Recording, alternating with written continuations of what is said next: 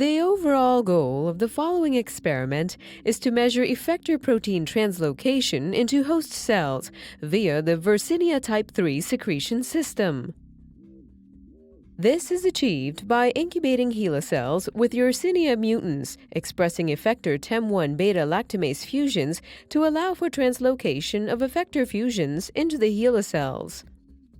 As a second step, the infected HeLa cells are loaded with a cell-permeant FRET reporter compound, which is processed by cellular esterases to the charged and fluorescent CCF4 and thereby trapped within the cell. Next, cleavage of CCF4 by the translocated beta-lactamase results in disruption of FRET, which is recorded by laser scanning microscopy in order to analyze donor and acceptor fluorescence intensities.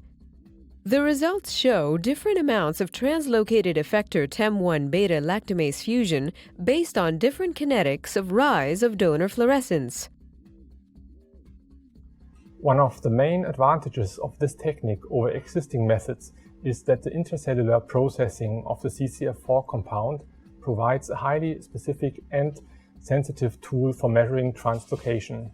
The method can help answer key questions in the field of bacterial pathogenesis, such as how translocation is fine-tuned during the interaction of bacteria and host cells.